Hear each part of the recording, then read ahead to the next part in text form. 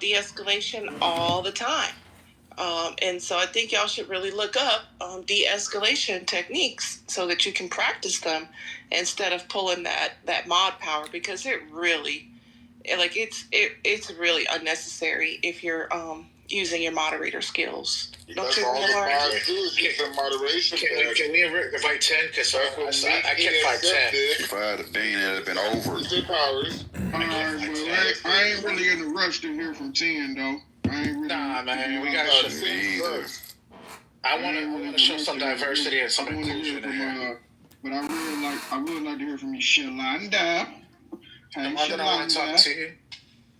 Hey, how y'all doing? What's up? So are the prices gonna come down, Shalonda, or? And talk to me about this. What Amari got? What does anybody? What we gonna say about Exxon laying off 15 to 20% of their workforce? Man, they already answered that. You was gone when they already talked about that. That shit was already in the play. Where's Trent at? Trent already explained that was gonna happen regardless. Man, a lot of industry and energy companies were laying off prior to that. Oh, allegedly. Okay. No, it's happening. I mean, people who know me know that's true. We don't know if this is because of that.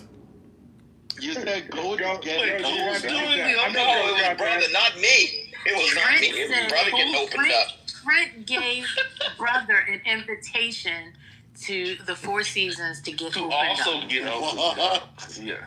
I'll be in room 1812. Oh my God! Oh Jesus Christ! Is that your regular? 1812 will have oh Lord! He said he's neutral. He's taking it from the British and the American.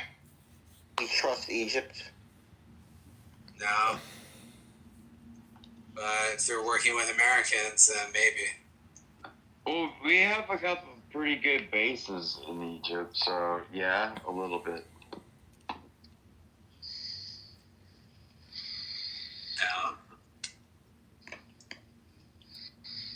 We'll have to see. Hi, Yigal. How are you, friend? Shalom. Hi, Shalom. How are you? It is disrespectful, but they thought, but they didn't know Shlomi. They thought it was someone else, so I'll give them that. No problem. But yeah. Yeah, I mean, even that second guy called it bullshit, didn't he? But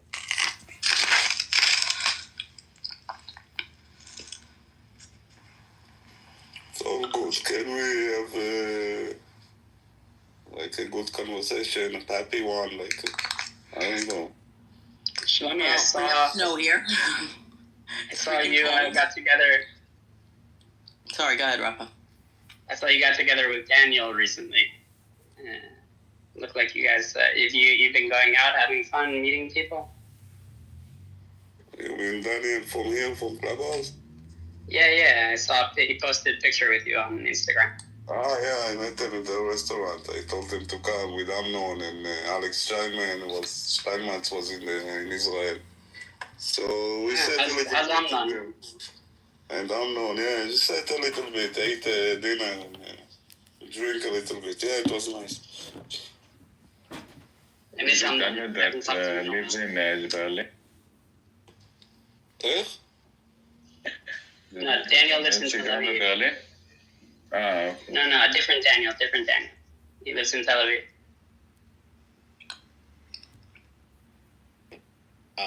Hold on, let me listen, and I can play it for you. Hold on. Now, if you're going to break the news, Don Lemon, you better get it right. Hold on, let me play it. Let me make sure how y'all do it, because I'm learning like y'all do. That's not how we do it. Hold on, you find music mode. Hold on, we go music mode. And make sure you're not on your Bluetooth.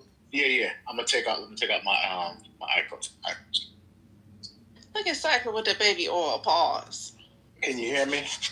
But the baby oil is crazy. Baby oil boys is I'm up trying to tell you, that's the only thing. That's them terror taxes, man. They slipping through. Terror taxes going up, man. Baby oil boys. President Trump now says he'll impose reciprocal tariffs on several countries next week. Now, that's a pledge That frankly rattled some global markets, but we're still wondering today, what might that mean for the U.S. economy? Let's bring in Peter Morrissey, the former International Trade Commission chief. He's now a professor at the University of Maryland.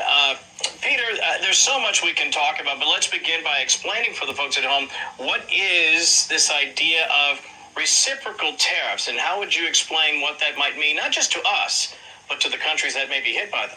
Well, typically, the United States charges fairly low tariffs compared to the people we trade with. For example, India has much higher tariffs than we do. What we would do with reciprocal tariffs, instead of charging all countries the same rate, we'd level up to what they charge us. So you're going to charge 15% on our cars, we'll charge you 15% on your cars, that kind of thing. Well, let me ask you, though, in the case of Canada, people have been wondering, certainly if you watch the CBC or any of the Canadian broadcasters, I wouldn't say they're in a panic, but I would suggest that they're massively concerned about what the impact of, say, 25% tariffs might mean to their economy, and yet you've described to me that much of our trade with them is actually duty-free. Why all the hullabaloo about what that might do to them, and how might that even help us? Well, we've been duty-free in the automobile sector since the 60s, and we've been duty-free in the entire economy, except for a few agricultural products, since the 80s. And as a consequence, you got to remember, Canada is a country that's 5,000 miles long, but only about 200 miles wide in terms of economics, in terms of where stuff happens. So they've very heavily integrated north to south with us because of these free trade arrangements. A tariff would completely upset and disturb that.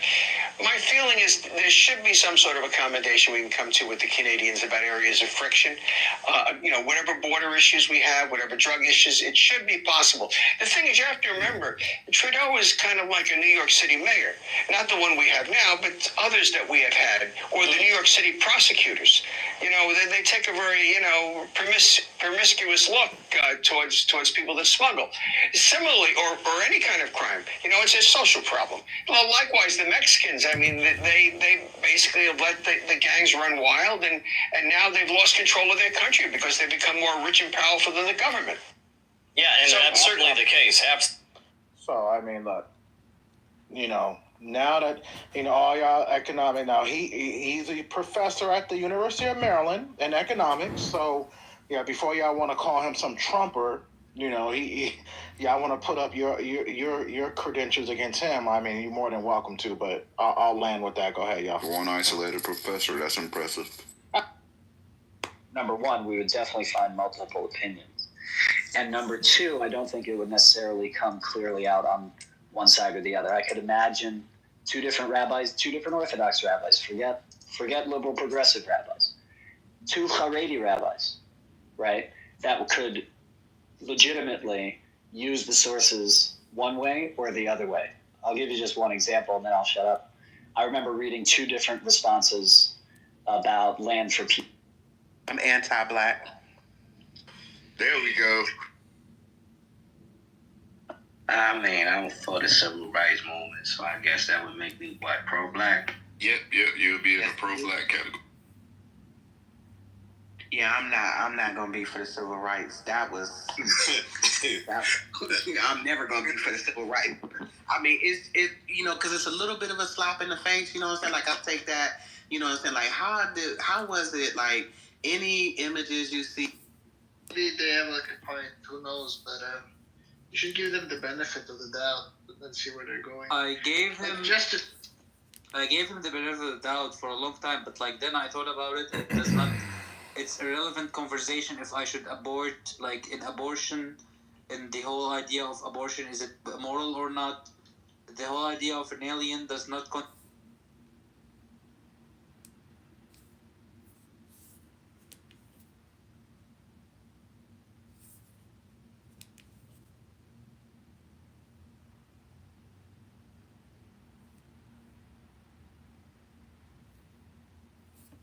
children, because I can see that this kind of discrimination has gone unaddressed for way too long. People just discriminate against only children. What is going on?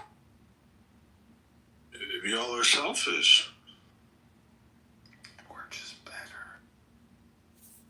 Is saying to Jesus Christ, and that's what the focus is going on over there. so that we can find this rest in Jesus Christ. That even in that He works out our faith for us. He gets us. Yeah, sure, Norm. Let's study these things.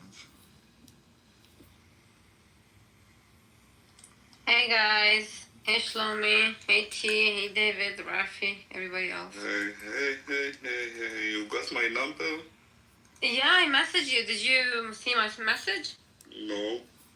I said, hey, it's me, pal.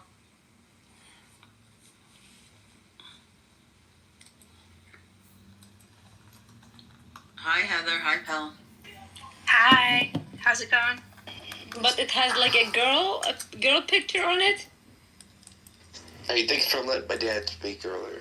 Chill that, huh? Shlomi? Does it have a girl picture? Jacob, your father was a character.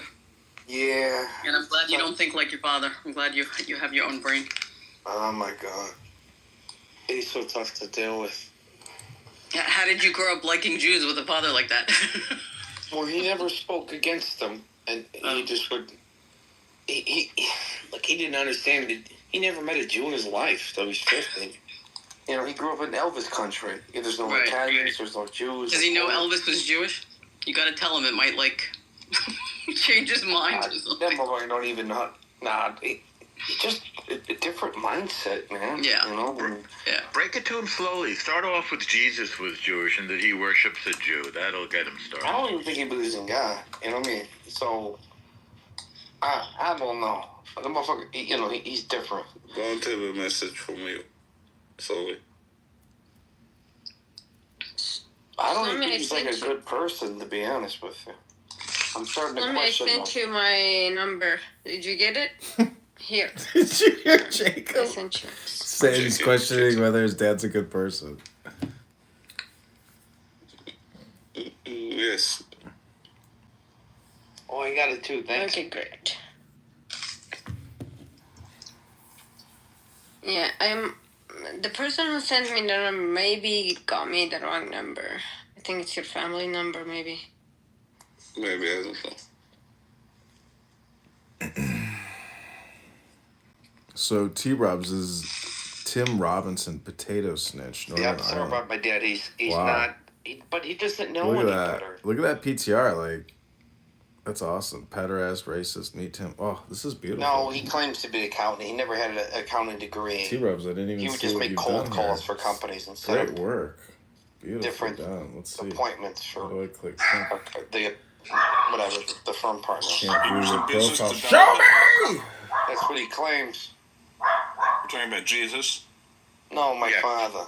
Oh, I'm sorry. I'm reading the chat. I apologize. They have that in common, your father and Jesus. Jesus was also in business development. I know if he was around today, he'd be in business development for sure. It's where the money is and the people. Yeah, also, there's a lot of money to be made when you can multiply fish and wine and bread. Oh, God. Absolutely. Hey, you know what I would do if I was Jesus? You want me to get the Godfather back on? I would hang out by the water, right? And play it totally Nicely low-key. done, T-Robs. And not even do it in front of big Excellent people work. There's only one or two people around. Just say... Always go on the offensive, eh? The Jews want to hear you again. Hi. There you go, Dad. Attack! Hi. They welcome you back. They do? Yes, sir. Oh, hi, everyone. The guy writes Jesus. What the hell is that? All right. Okay. All right, Dad, go ahead. Speak the truth. About what? The American dream, being a Marine from Chicago, Illinois.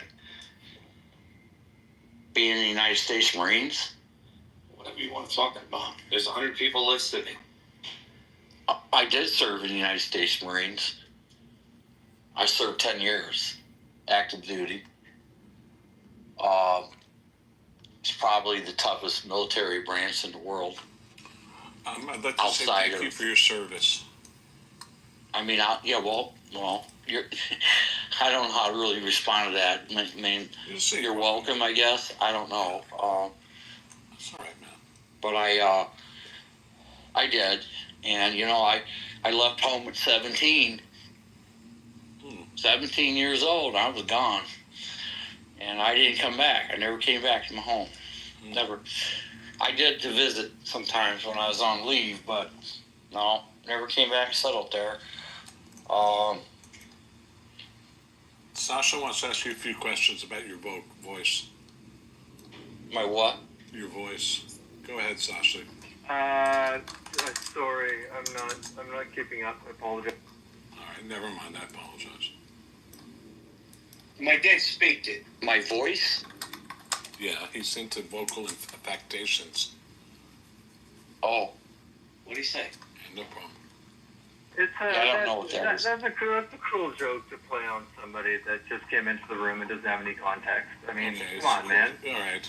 Oh, hello. Hello, Pot. What do you think? How black do you think my? Hey, Pot. How black do you think the kettle is? It's a joke's on you, Sasha. I'm sorry. You're right. I shouldn't involve other people, but the joke is on you. Why do you have some? Clearly you got some vitriol or animosity towards me. I don't know why. I've said it. Why? Why are you picking on me? Because I think you pick on other people. I'm okay with You've said enough. I'm actually not. Never mind. I can't hear you, David. Matrix. Sorry. That's being good taste. You can't just be better at being funny and putting people down. And of course we can. Come on. The strongest survive. Step it up. I might end up liking you actually at the end of this, but don't do the 2-cent punches. Those are just be more mindful of the people you speak to. Okay. I don't know. I don't know anything about Shlomi. Well, then learn. Listen, learn, check it out. Over time, you'll, I get for it. a little bit, and I was respectful, and I asked Shlomi if I could ask him a question, and then it seems like his army of fans responded for him, but I would like to have him to have responded. Honestly, I didn't know it was 1 a.m. or it was late. But people have characters and styles.